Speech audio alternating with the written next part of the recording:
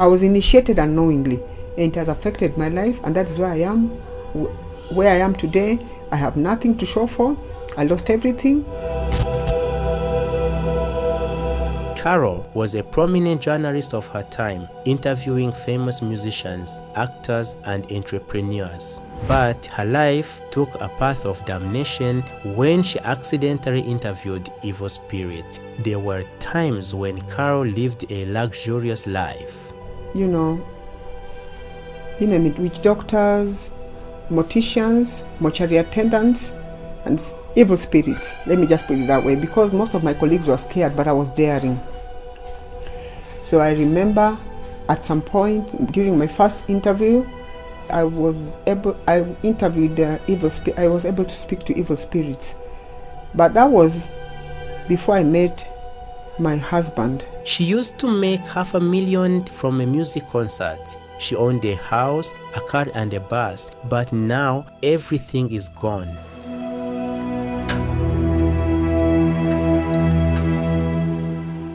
The answer to the big why is witchcraft. Most of you do not believe in ghosts, spirits, or supernatural phenomena. But here we have a woman who made one wrong decision and then there was no coming back, from marrying a witch doctor's assistant to getting a chicken's blood transfused into her body.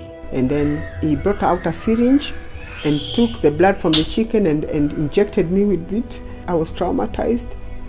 But how did she get caught in the web of evil spirits? How witchcraft damned her? Where does this whole story begin, and where does it lead to in Carol's life? If you are curious to unravel Carol's life's mystery, stay with us in the video. But let me warn you in the beginning, this video is not going to be easy. Embrace yourself to witness one of its own kind of story of a woman who lost everything to witchcraft. Let's get started.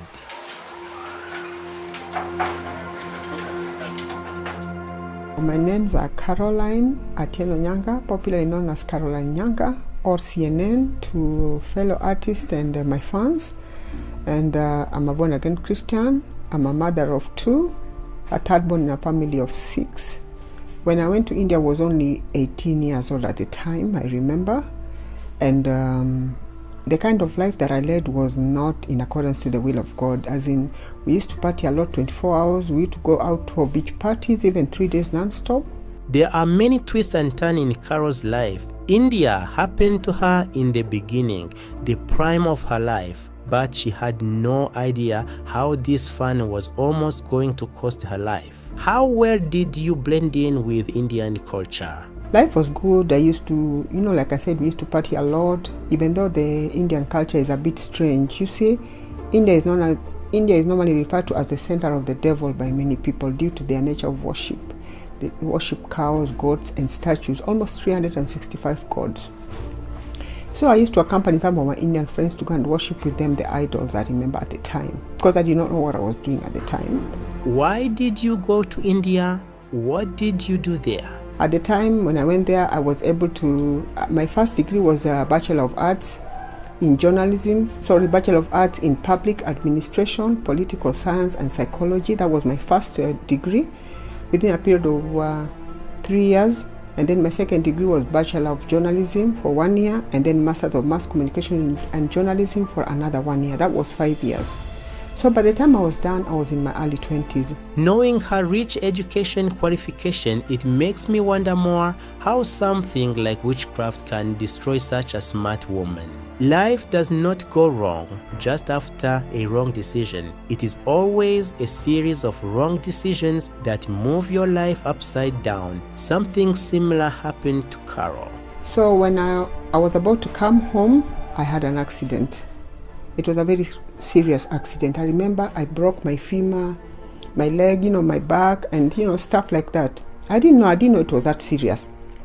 But by the time I arrived at the hospital, Indian private wing, the doctor said that I had broken my femur and stuff like that. So I had to undergo a major operation, urgent one. It required my mom to come over and my elder sister, because my late mom at the time was a nurse. So my mom came over and my elder sister, I stayed in the hospital for a period of 1 month. At the time, the person who caused my accident came and apologized, and I forgave him. He was an Indian, and then a pastor came over and prayed and asked if I was ready to give my life to Christ. At the time, I was just giving my life to Christ because he told me that if I do, I'll be able to recover. So I was just doing it as a by the way. I was not serious. So I gave my life to Christ, and I remember people just dying in the hospital, and I was being transferred from one ward to another. So I underwent a major operation, but before that, my mom was told that I needed blood transfusion. So my mom had to, consent. You cannot be given blood without a parent's consent. So my mom agreed, and then I was transfused 12 pints of blood. And I went to blood transfusion, 12 pints of blood, like I said. And then I was given IVs, about 30. And then I was used to be given 8 injections per day for a period of 1 month. So from there, I was able to, my condition was better. And I remember during my stay in that hospital, I met a popular Luo musician by the name of Okachpigi, the late. And he was critically ill at the time. My late father is the one who introduced me to this man. I did not know him because I was young at the time. I only knew of the likes of the late Tupac Shakur, American rap and stuff like that. So after 1 month, my condition got worse, I remember. So I had to be taken to another government hospital, but it's a very big hospital, though the private wing section. My condition got worse, so I went there, and I was able to stay there for a period of about 3-4 months, I remember. At the time, I underwent a major operation still, blood transfusion, and then this time round, the operation that was being conducted on my body was to remove the plates. The first time in India was to insert the plates.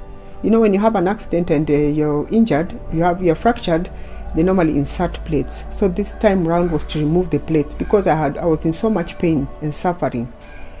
So I remember the plates, I was transfused as usual, and then I went to the theater for 9 hours as usual, and then after that, the plates were removed.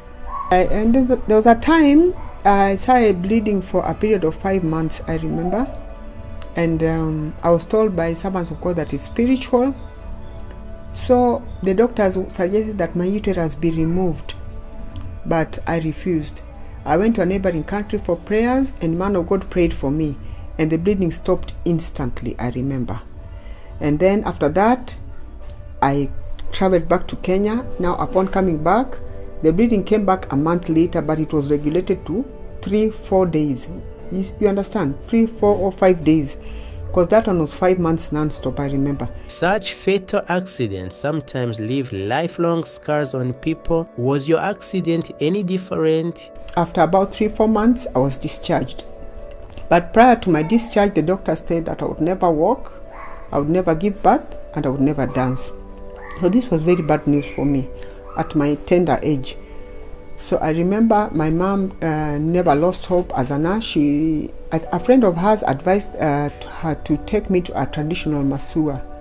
That is a man who uses traditional medicine to massage or broken bones or to mend or fractures or something of the sort. So my mom took me there. It was in a place within Nyanza, a place called Kokuro. That one was huge. So I remember the first time when you go to his home, it's a family friend who introduced us to this man, and she lived just next to the man. So when I got there, upon arrival, I remember the guy had to break the fractures again. It was so painful. I think my mom took off. Actually, my mom took off at some point with her friend, but I was left there, and I was just, persevering because I wanted to get well at the time. All I wanted was to get well. So I remember after that, my mom came back, and this man assured my mom that all would be well. So the massage went on for a period of 5 months, I remember. So by the time it was done, I was able to walk at least, I remember. When medicine fails, miracles pave their way in. So once you were back on your feet, how did life turn out then? I was opportune to get a job with a popular media house at the time. I will not mention the name for personal reasons. So I was one of the best entertainment writers, I remember. I used to specialize in feature stories, human interest stories, entertainment, you name it, exclusive stories, all that. So it was all good, I remember. And even at the time, I remember I was opportune to interview a number of musicians from within Kenya, Tanzania, Uganda, let me just say East Africa, Nigeria, Congo, Central Africa, UK, US, you name it. All musicians used to come to Kenya. I used to be given the opportunity. I used to be assigned to interview them due to my unique skills, and I thank God for that. So I did the interviews, I remember. I did exclusive interviews also at the same time. And I was also I was assigned to interview, not opportunity, I was assigned to interview, since I was daring, I was assigned to interview, witch doctors, witch doctors, morticians, mortuary attendants, and evil spirits. Let me just put it that way, because most of my colleagues were scared, but I was daring. So I remember at some point during my first interview,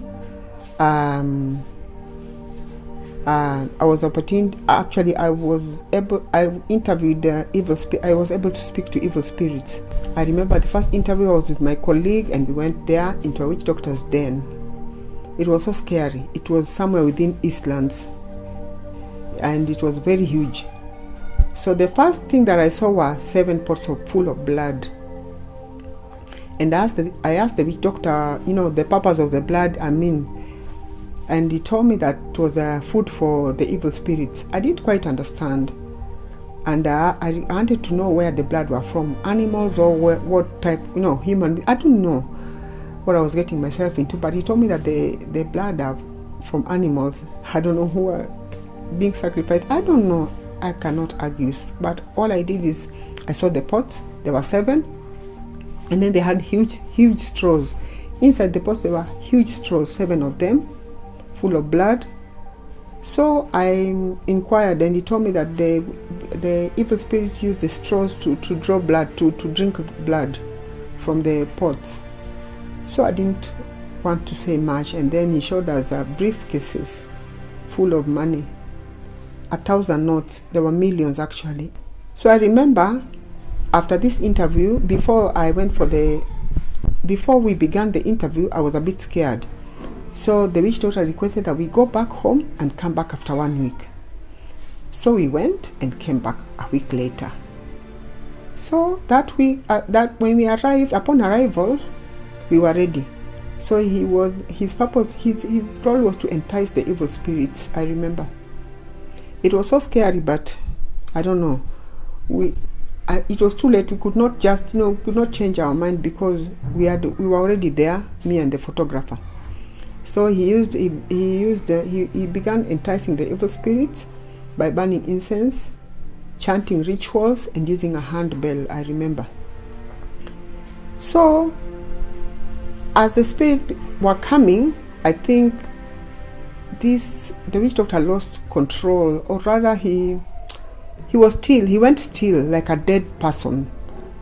And we were there. We were so scared with the photographer, and I remember we kept holding hands, because there was no way of escaping. We were already locked inside there with the evil spirits, and the man was still. The man who we were talking to was already still, so we were just there waiting for the worst probably to happen. So I remember when they came in, when the first one came in, they were speaking in pure Kiswahili, not English, but pure Kiswahili. And they was just saying, tuko hapa mwanangu, here I am, my daughter. That was what they said. The first one, the second one, the third. When the 5th one came in, I lost my memory. And then the 6th one, and then the 7th one, and then they were able to restore back my memory. These are evil spirits, remember, so they can do anything. Even the Bible tells us that evil spirits are fallen angels. So I remember my memory was restored back, and I could hardly speak because I was scared. My colleague now was not even saying anything. We kept holding, we just held hands, and then when I gathered courage,